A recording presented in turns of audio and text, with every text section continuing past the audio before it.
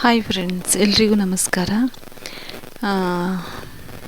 ಈ ಸತಿ ನಾವು ಯಾವ ರೀತಿ ಗಣಪತಿ ಪೂಜೆ ಮಾಡಿದ್ವಿ ಅನ್ನೋದ್ರ ಬಗ್ಗೆ ನಾನು ವಿಡಿಯೋ ಮಾಡ್ತಾ ಇದ್ದೀನಿ. ಅದಕ್ಕೂ ಮೊದಲು ಎಲ್ರಿಗೂ ಗೌರಿ ಗಣೇಶ ಹಬ್ಬದ ಶುಭಾಶಯ ಹೇಳೋಕ್ಕೆ ಇಷ್ಟಪಡ್ತೀನಿ.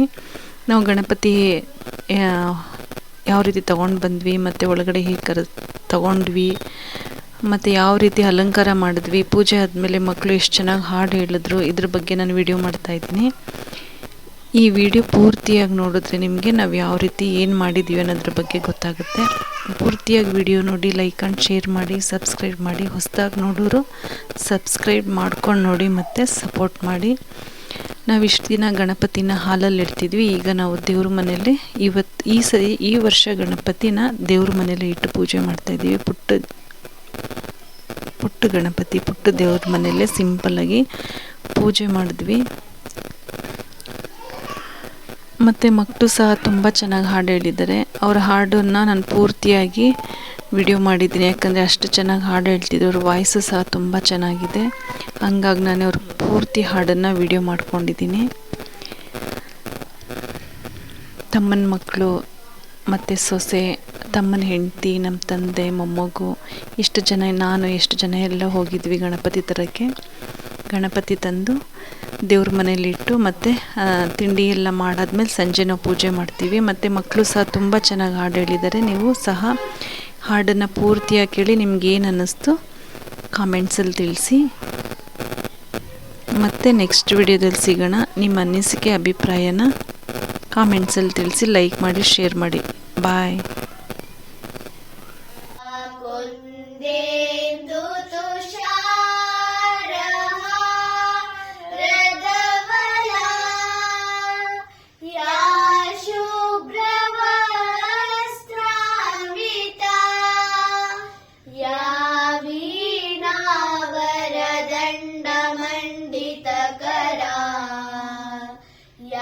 श्वेतपद्मासना